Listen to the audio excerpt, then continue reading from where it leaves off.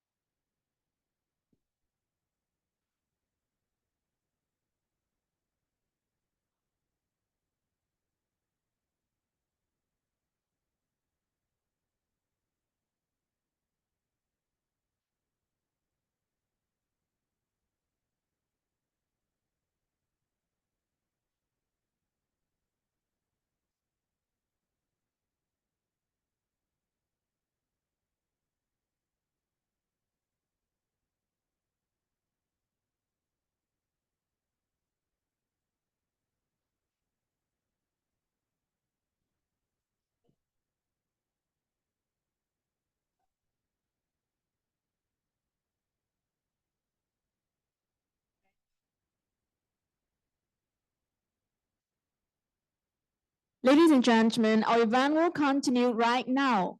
May I invite the guests who are still outside, please stay. I would like to invite you to come inside the ballroom and settle into your seat so our program can run as planned. Thank you again.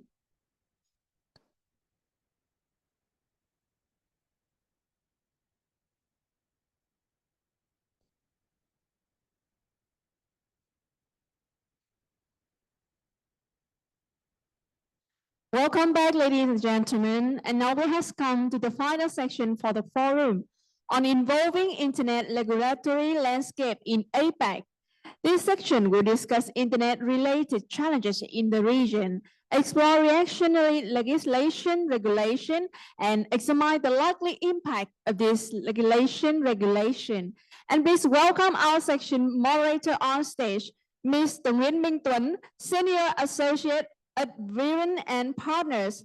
And I also invite the panelists for this section to join him on stage. Let's welcome.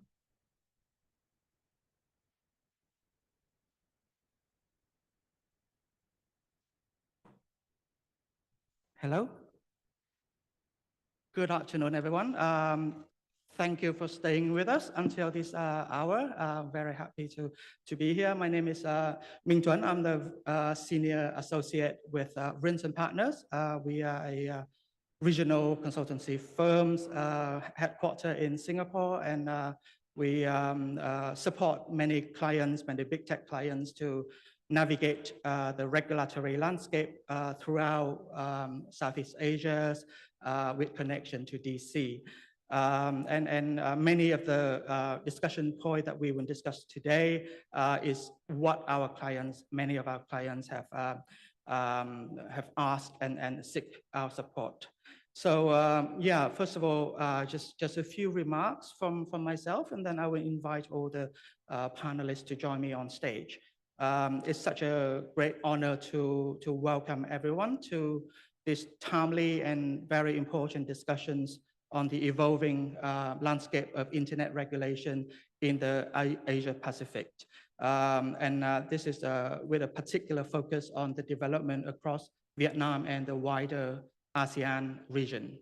In fact, we find ourselves in a year of considerable flux. The economics and political dynamics, I'm sure you heard of, in 2025 are shifting rapidly, not just globally, but also here in Southeast Asia. These shifts bring both uncertainty and opportunity. And in such climate, the need for a stable, forward-looking, adaptable digital regulatory environment has never been more critical. Across ASEAN, we are witnessing an unprecedented acceleration in digital transformations. This is not a distant vision. It is already reshaping how our economies operate, how governments serve citizens, and how individuals interact with the world. With this rapid evolutions come a very clear mandate. that our legal and regulatory frameworks must evolve just as swiftly to ensure they remain relevant, effective, and equitable. And the conversation that we will have today will try to do just that. Vietnam in particular stands at a pivotal point in this digital journey. The government has reaffirmed its commitment to building a secure, open, and innovation-friendly digital ecosystem. As we gather here today, this forum offers a timely platform to reflect on how law and policy can best support that vision, not only for Vietnam, but also for the broader region. We know that there are many emerging trends, central pillars for this transformation, including the rise of AI governance, strengthening cybersecurity, investment in digital infrastructure, and so on and so forth. And with such challenging regulatory landscape, the need for regular dialogue between stakeholders involved in this matter is ever more crucial. And in this very context, I am thrilled to invite to stage our experts for this panel discussions. May I invite Mr. Trần Tiến Anh from VNNIC, Mr. Trần Minh Quyết, Chief Foreign Affairs from iNet Software, Miss Henny Mutashir Jamhur from Telcon University. And also we will have someone who joined us online, Mr. Setu Upade, Senior Advisor, Policy and Advocacy from the Internet Society remotely. So please join me on stage. Thank you very much. Yeah.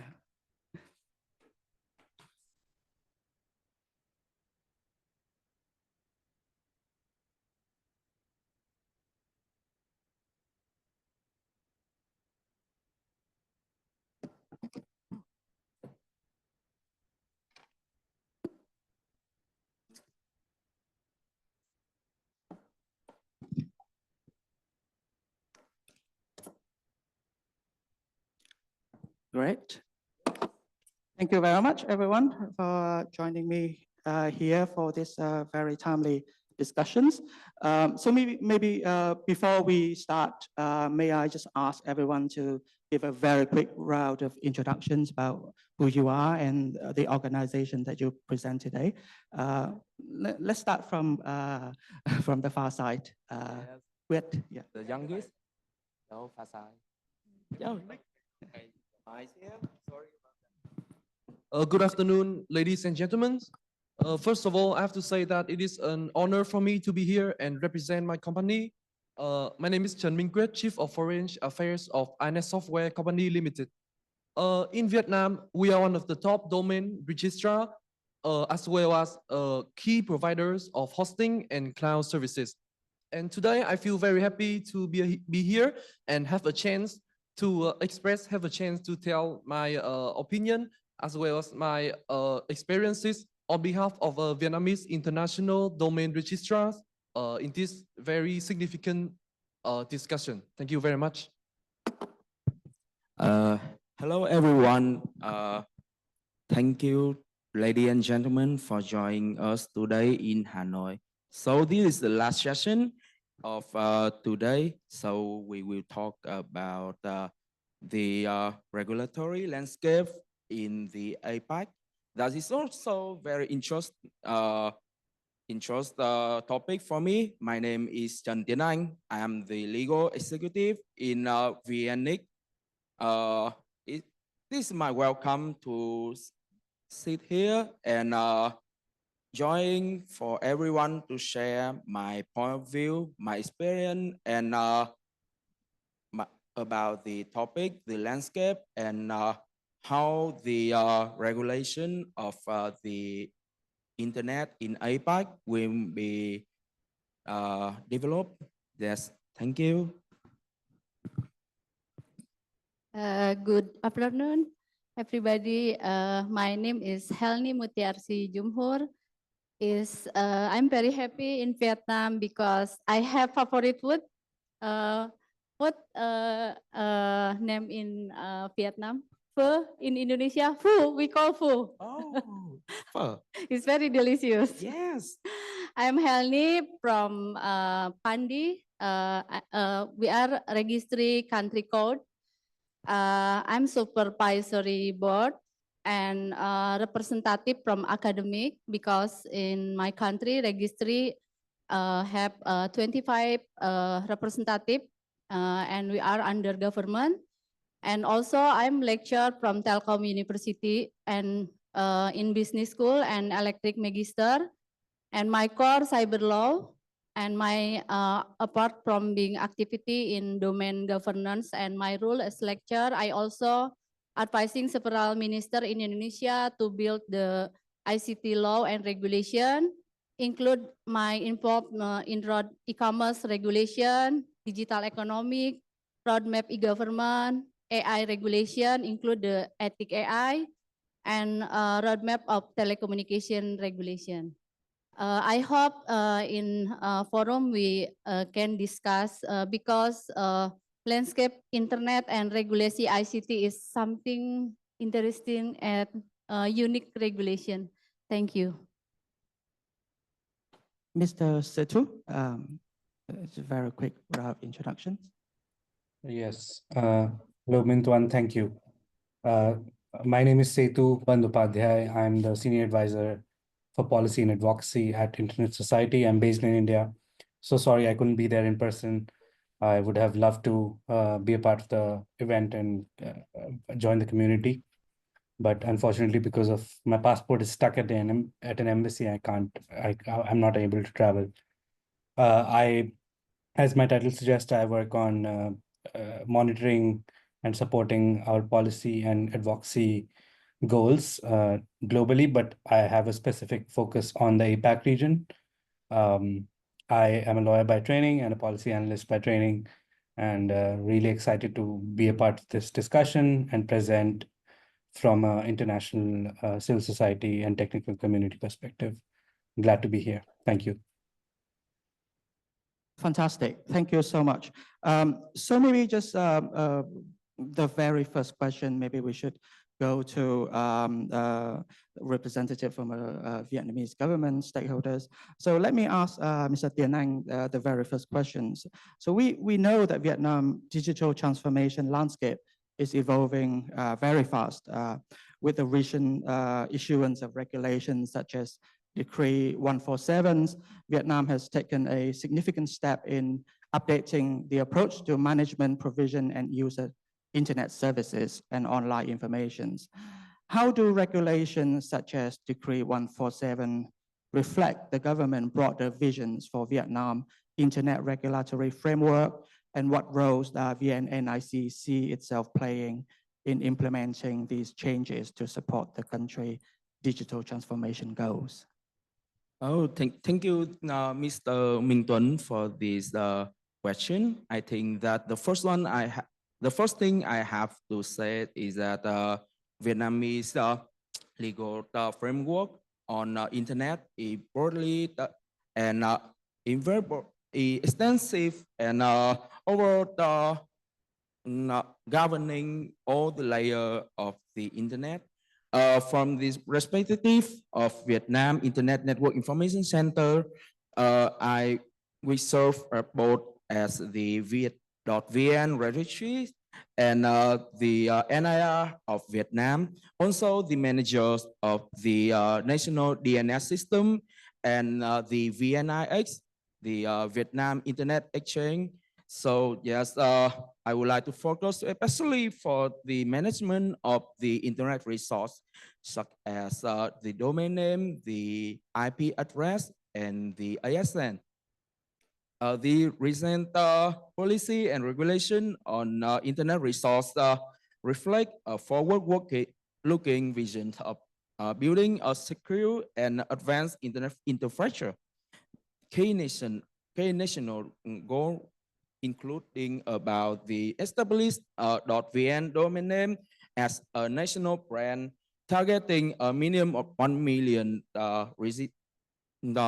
domain name, and advancing the IPv6 deployment across the national internet infrastructure with the charity objective of completely phasing out IPv4 by the 2032. To achieve the target, VNIC play a vital role in implementation of the relevant policy and regulation. And some key initiatives maybe include, the first one is to promoting the .vn domain name for digital transformation under the decision note 826 of the program online present with Vietnam National Domain Name .vn was launched. The initiative aimed to popularize the .vn domain and support individual, business, and household enterprise to establish a safe and trustworthy presence. Also, the policy that zero cost, zero fee for the .id, .vn, and .biz, .vn for the youth and the SMEs. He also to promote more about the .vn domain name number. And the second one is the escalate the IPv6 national program.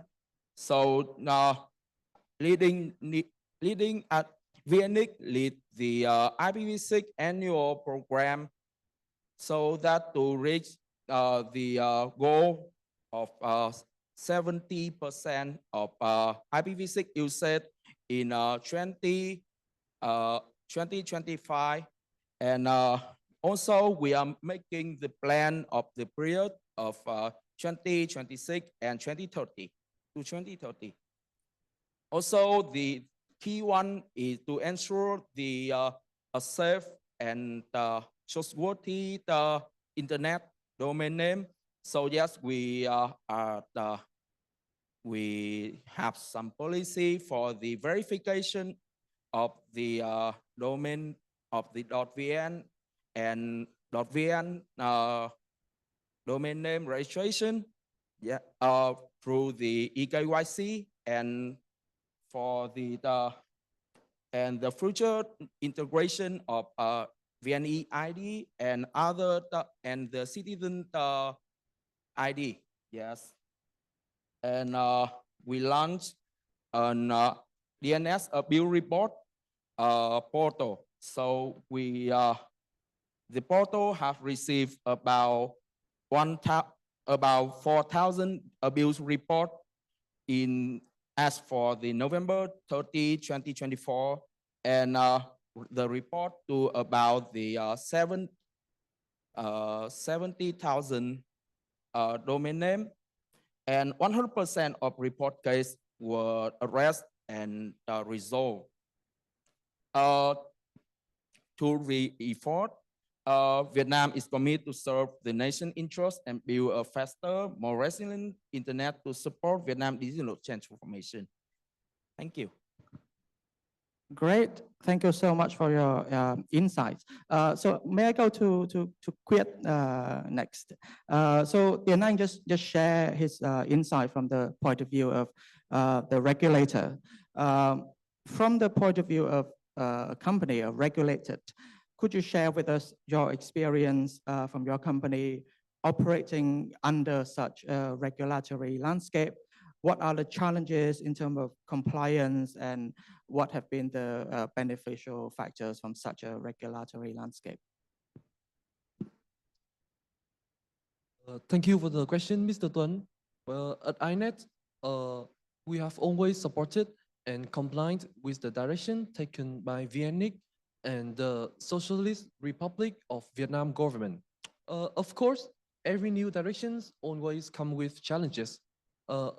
Last year, VNIC requires every domain registrars to to complete the full customer profiles for all of their domain name holders. That the customer profiles must include the EKYC method and the full personal information. So to reach the requirements, we have to spend a lot of efforts, both technically and even emotionally. Like some of our customers, they felt confused, and even some of them feel frustrated. So we had to carefully explain to them about the new requirements. Yeah. So that's the downside, but we also think that it is a great opportunity for us to audit all of our domain names and to update, clean up the audited records, to update our technical systems, and further to apply the new technologies in others to monitor the integrities of the domain names and the websites under our management. And more importantly, uh, the tightening rules, the tightening actions from VNIC has significantly reduced most abuse cases, as now we only provide our domains to the clean customers, and it also enhance the traceability when the violations occurs. So thanks to that, now it is much more effective, much more easier for us to coordinate with the authority. Yeah, and thank you for once again for the questions, because we thank you for the chance for me to share my the experiences of not only INET, but maybe of also all of the registrars in Vietnam. Great. I'm glad to hear that you have both positive experience and some contribution to to Vienna, and I see on that aspect. So moving from the experience of one country to another, I would like to ask Ms. Hani on your observation about how Indonesian government is adjusting to the evolving internet landscape, and how has it been implemented through regulation. And in your view, how would this affect the regulatory landscape in APAC? I believe you have a slide. Yeah, yeah. I can show my slide.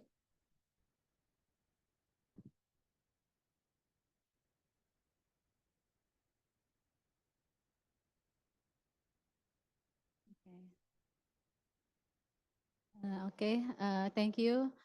I look in the world, total individual using the internet is 5.35 billion, and I look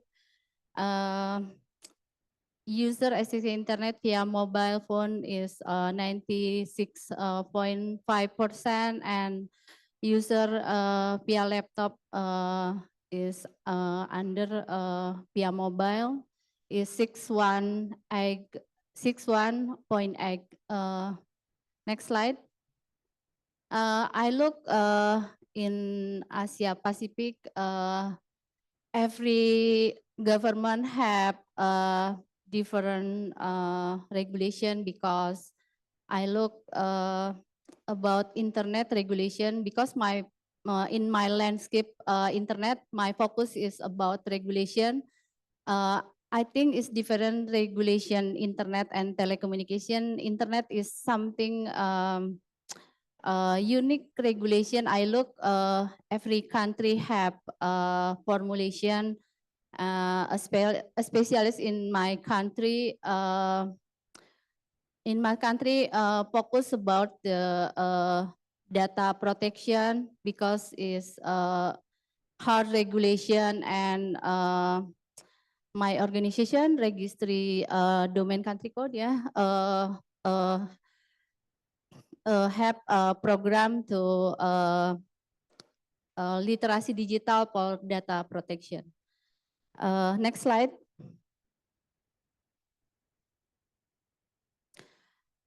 In Indonesia, we have 21 million people, and 7.9 to 5% people already using the internet. And I have data from Association Internet in Indonesia. We have penetration by age.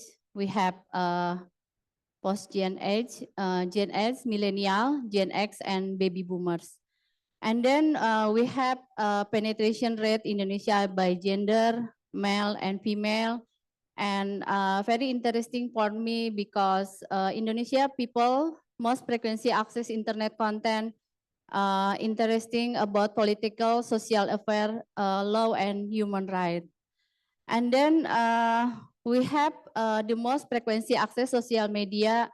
The first, I think Instagram is very interesting, but when I look the data, Facebook is very interesting. Maybe all age can look the Facebook because when I have research with my student, why Facebook is very interesting because Facebook is very user friendly for every age. Next slide. It is about in Indonesia internet landscape, and maybe I want to tell about the regulation. Indonesia internet regulation is very unique because we have concept the convergence, but we have partial regulation. We have act about telecommunication, we have act about internet, we have act about broadcast. But government have one program about the digital economy because government have focus to increase the digital economy. But we have a program to internet in Indonesia internet landscape, and it's not easy to create the regulation because we have a lot of program and is different reference. It is about the internet challenges in opportunity in Indonesia. We have 3 challenges about the community-based internet infrastructure and digital literacy skill and cross-border data flow. And focus in Indonesia internet challenge include the Registry Pandi is about the digital literacy skill because it is very important to Indonesian people have a good behavior to use the internet. And the second about the cross-border data flow. Regulation data Indonesia is very hard regulation because we have requirement, a lot of requirement for data flow in Indonesia. But I look, government have motivation to governance data in landscape internet in Indonesia. For opportunities, we have opportunities for tax in platform digital for e-commerce because we have opportunity for cryptocurrency and fintech is something interesting to regulation and in my government it is something to create the regulation. And before in slide I say Indonesia have convergence, we have partial regulation, we have act about telecommunication, we have act about internet, we have act about broadcast. About the telecommunication, we have opportunity about use gap in 2023. We have 49.7 Indonesia population was connected to mobile internet. After COVID, we have increased the connectivity. And just 49 fell into the usage gap and only 2% with the coverage gap is indicate with spread access, but low utilization present is significant opportunity to drive digital literacy local application, relevant service to accelerate digital transformation economic growth. It is landscape and opportunity and challenges internet in Indonesia. Thank you. Great, very interesting to hear such a comprehensive overview of the landscape in Indonesia governing internet. So Mr. Setu, coming to you, from the past three speakers, we have heard experience from the local context. We want to broaden our lens to the region a little bit. So from internet society perspective, how has this APAC region been adjusting to the shifting regulatory landscape? What are some of the changes and how would it change in the coming years? Want to learn from you a little bit on that. Thank you. Thank you. Yeah, I would love to zoom out a little bit and I will try not to repeat some of the things that some of the other speakers have said, but there is a certain overlap. From Internet Society's regional vantage point or perspective, we've been closely observing how the APAC region is adjusting to the ever fast evolving internet regulatory landscape and what it means for the future of the internet. The APAC region reflects regulatory divergence. There are liberal data regimes like Japan's, which coexist with sovereignty data driven data regimes like India and like the previous presenters demonstrated Indonesia and Vietnam. Regulation in all of these jurisdictions is accelerating, which is often led by either security concerns or economic concerns, but not always by human rights concerns or technical soundness concerns. So what we are seeing more regulation, but also less multi-stakeholder dialogue. So limited number of stakeholders are making the decisions without considering all the factors. So which leads to a rise in data localization, which Dr. Helny just talked about. Then identity verification issues, including age verification, then platform liability laws. All of these are rising trends in the region. There is policy mimicry across countries. So borrowing policies and policy transfer without actually fitting to the local context, which leads to restrictive laws spreading regionally. There is always an increasing risk to technical infrastructure like DNS blocking, national resolvers, surveillance provisions. All of this has been critically visible across the region. In the short term, it is a more restrictive regulation, but also there is emerging innovation from a regulatory perspective. There are cases in which we've seen sandbox models. There's also ASEAN digital cooperation happening. Increasingly from organizations like Internet Society and then other regional and local organizations and other civil society and technical community are creating pressure to push towards an open and inclusive governance. In ISOC's view, the goal must be to protect what makes the internet work. So key foundational principles like openness, interoperability, permissionless innovation. So if APAC can adopt these evidence-based inclusive policy approaches, it can lead not just in growth, but also keeping the internet global without fragmentation, secure, trusted, and become like a bigger part of the growth story that Asia is witnessing at the moment. Thank you. Great, thank you so much. Just want to follow up on some of these response that we received on stage already. So first of all, Mr. Tiền Anh, come back to the Vietnamese government regulators. It's always a challenge for regulators to balance between ensuring security, providing clarity and predictability to businesses, but at the same time making room for innovations. So Vietnam's recent resolution 57 has outlined bold ambitions to drive breakthrough in science, technology, innovations, national digital transformations. How do you think the resolution will shape the future directions of Vietnam internet ecosystem and regulatory priorities?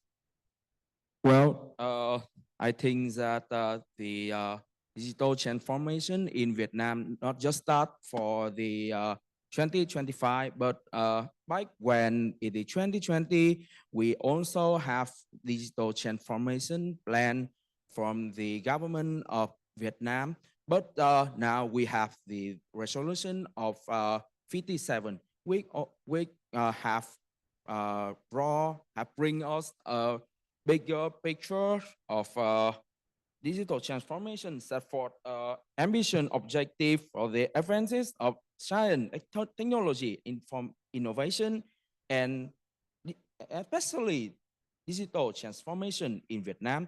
The key focus of the development is based on the principle of modernity, synchronicity, security, safety, efficiency, and cost effectiveness, which that serve as critical foundation for national development. In response, the Vietnam government also have planned to implement the resolutions 57 issued as the resolution note third of NQCP, and the Ministry of Science and Technology also have the 2025 action plan for the decision note 30 and is 309, which operationalize the goal of resolution 57. To contribute to this process, VNIC shall continue our target that mentioned above about the popularize the .vn domain name to IPv6 development and ensure that our internet in a safe and development state, and promoting .vn domain name and continue to deploy IPv6, also ensuring a safe and reliable internet to set up stable ground for the digital transformation. Yes. Thank you. Coming to Quid, I would like to ask a little bit more, because from your earlier sharing, I hear that you like compliance and close collaboration between the regulators and the regulated could result in a safer internet for all. But we all know that businesses have to grow as well. So what would be your suggestions to the regulators on how security and growth can work hand in hand? Thank you, Mr. Tuấn, for your questions. At INET, we never separate security and growth as the two different competitive goals. Well, of course, implementing strict rules always come with a trade-off. Like, for example, last year when VNIC introduced the new customer profile rules, we had to face some resistance from some of our customers, not because they object to the security, not because they object to the rules, but just simply because they were used to different standards before. So I think that the key here lies in the shared preparation. Like, if the companies like us are given enough time to prepare or even be part in the policy discussions early on, surely we will be able to align everything smoothly. And fortunately, VNIC has we appreciate that VNIC has had supported us a lot. Like, they inform us about the new changes before the official statement, and even during the new rules, even when implementing the new rules, they also supported us and other registrar a lot. So my suggestions is quite simple. It's just the companies like us, the registrars and the authorities should keep staying closer to each other. So not only when implementing new rules, but also when designing them before, if possible. So I think that it is not about choosing between security or economic growth. I think that it's about working together to find out the best path that both of them can move forward. Yeah, I think so. Thank you. Thank you. That's great to hear. Ms. Henny, so we hear sharing from Quet earlier about how regulation in Vietnam has helped to deter abuses. In your broader observations, how has the internet landscape in the APAC region been influenced, shaped, or impacted by regulation? Is it for the better? Yeah, regulation Vietnam. Yeah, I think uh, regulation Vietnam is in my country. In fact, yes. I think I want to tell impact in my country because 3 years ago I used reference Vietnam for create the regulation. It's very interesting because Vietnam have innovation for regulation for digital transformation and a lot of about technology and network telecommunication. It's very interesting. Great, good to hear. Coming to you, Mr. Setu, we heard about approaches from the Vietnamese and Indonesian regulators. How do you think these regulators could work together at the regional and global levels to help improve cross-border work, especially like given the nature of the internet, which is borderless, really? Yeah, thank you. I think it's really important that we're talking about the regional and cross-border cooperation, because as you said, internet is inherently borderless. Uh, in the remarks, I just heard Vietnam and Indonesia face similar opportunities. I heard the word digital transformation quite a few times, but then also face similar challenges like misinformation, cybersecurity, data control. But their regulatory responses often happen in parallel and not in coordination. So the decree that was just mentioned in the beginning of the discussion, similarly the IT law, Indonesia, happen nearly parallelly, but not in coordination, which I think is a missed opportunity.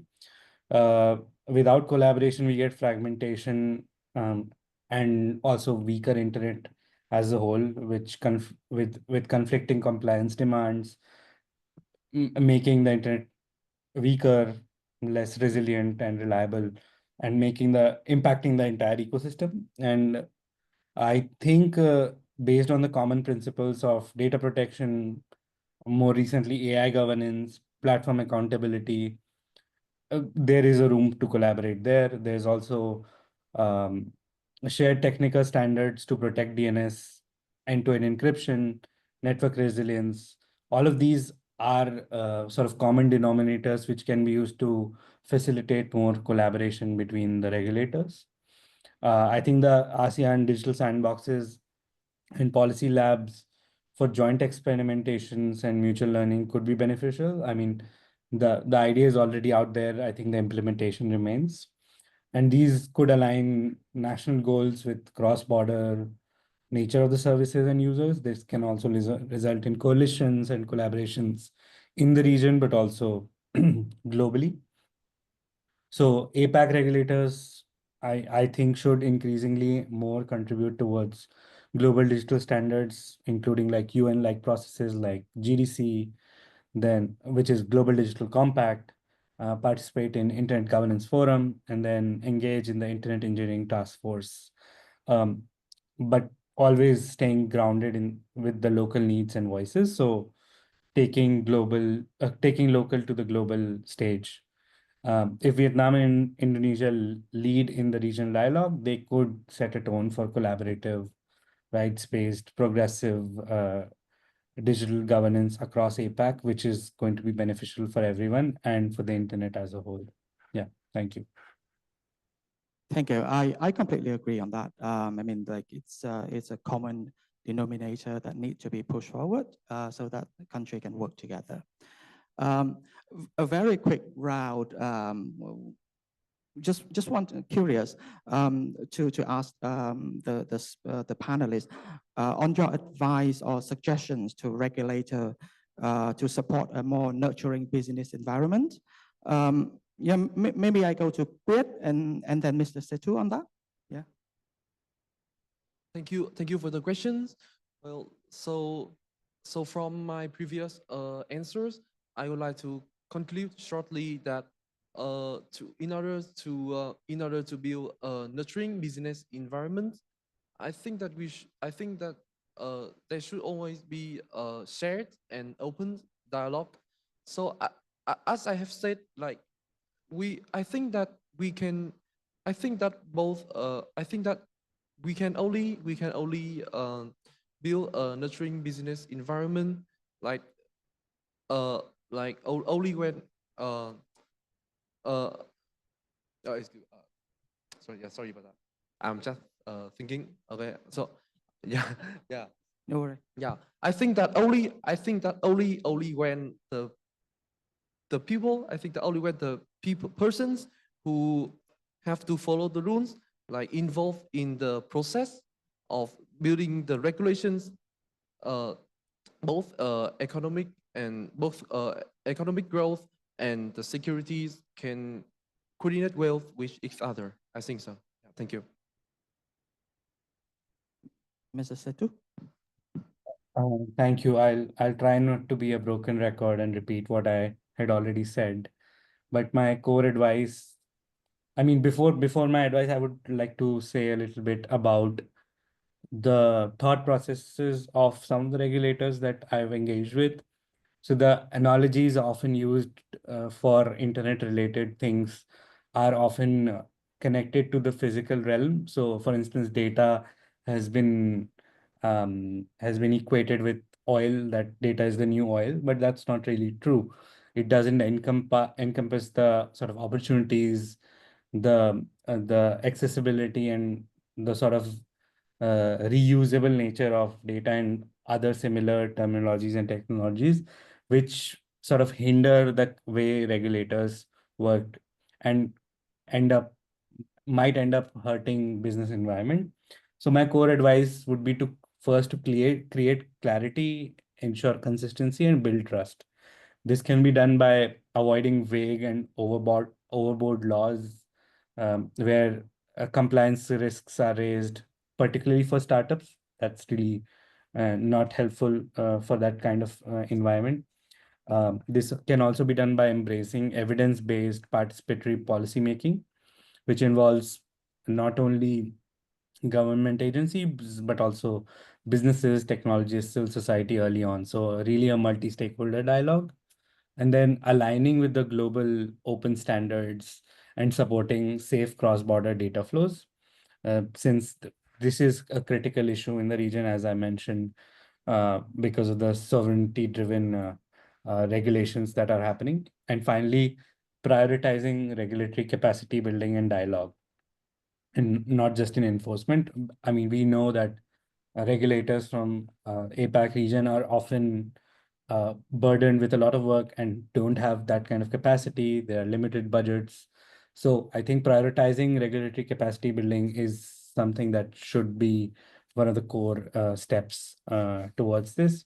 So I think in short, regulation should act as a foundation and not as a hindrance or a wall for innovation and entrepreneurship. Thank you. Thank you.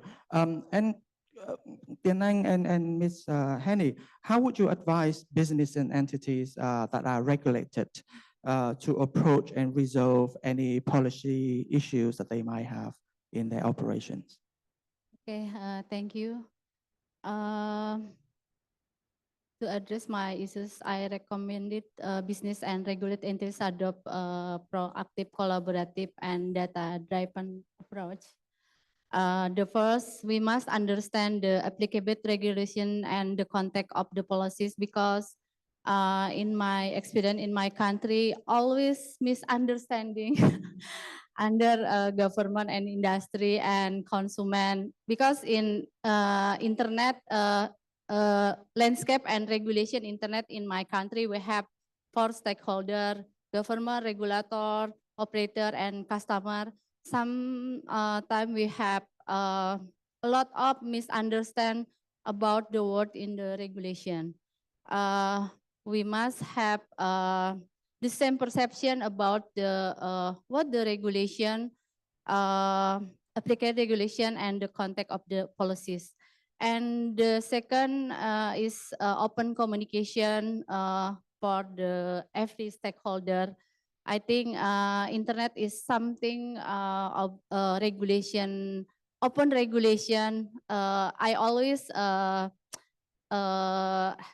say I always give the advice for government. Maybe government must have agile regulation, not rigid regulation, because internet is something something is very fast to yeah something like that. Yeah. And then the third is we must have research evidence database, because we must have the same perception for every stakeholder. Sometimes we have dispute in my country, yeah. We have a dispute government and operator and customer about data. We must have evidence-based approach with research and data supporting policies input. And the last, we must collaboration cross-sector, government, industry, academia, and community. Because internet is something very fast to change. Yes, and I always say, please, we must, I'm academician. Sorry, when I say we have theory about the regulation agile, government agile, I think regulation internet is something very quick to change. This, thank you. Okay, so I think that the opinion from the Ms. Honey, Mr. Satu, and Mr. Quid is kind of overall, but I think that I will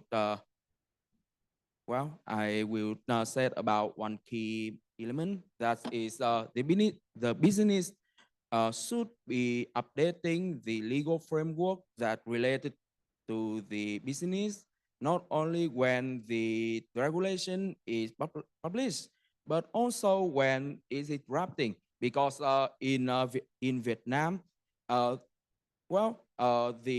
process to drafting regulation is have include the collecting opinion from everyone, especially the business entity that directly affected by the regulation. For example, when VNIC join drafting an regulation such as Decree 14.7, or maybe some kind of implementing document, we gathering every single registrar that under the VNIC management, and we collecting every opinion from the registrar to how the article work, how this article will affect your business. And yes, we advise every business entity, especially the registrar, every ISP, or maybe some business, some enterprise that work in the internet industry, that actively join the opinion, so that we, the regulator, will see it overall, not just only in our opinion, but also in your opinion. Thank you. Fantastic. Thank you so much. I do think we have time for one or two questions on the floor, if you have any.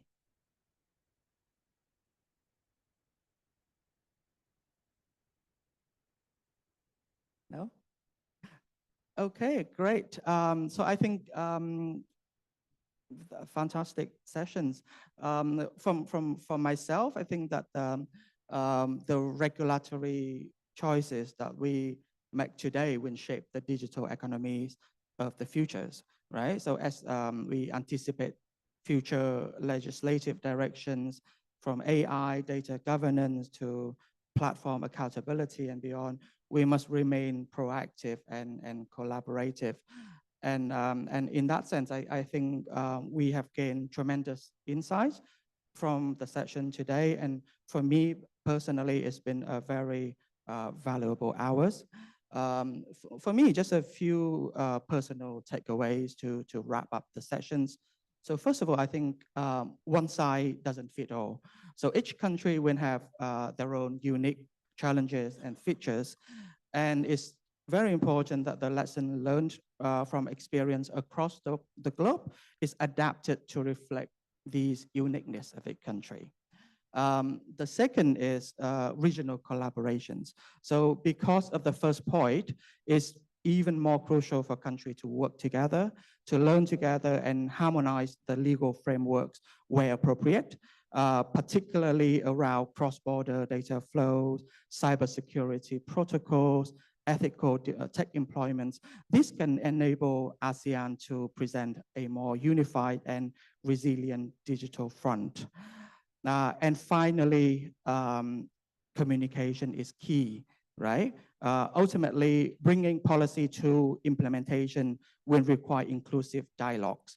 By bridging together policymakers, legal experts, technologists, and industry leaders, we can ensure that regulation is not only principled and protective, but also practical and innovation friendly. I hope that you all have your own personal takeaway from the sessions. I very much appreciate the initiative from ICANN event today, because this provides a great platform for us to share our insight openly, to challenge assumptions, seek out areas of convergence, and together we can help shape a regulatory environment that supports a more securing, thriving internet for all future for ASEAN Pacific. So thank you so much. Thank you everyone for staying this late. Thank you for the huge audience that stay on. Thank you. Thank you, Mr. Wilmington. And all the speaker, please stay on the stage for the photo. And our remote speaker, Mr. Seth, please stay on as well. We're gonna take a photo.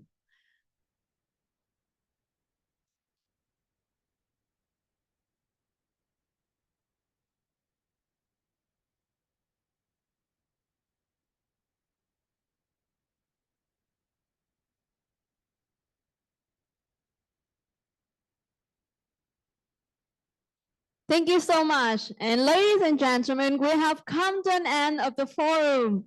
And we would like to thank each and everyone for your participation, both on site here in Hanoi as well as remote participants. And thank you again also to all moderator and speaker throughout these 2 days. And we look forward to seeing you in our next event. Until then, wishing everyone a good evening and weekend, perhaps if you're staying in Vietnam. And for those returning home, wish you a safe travel. Thank you and goodbye.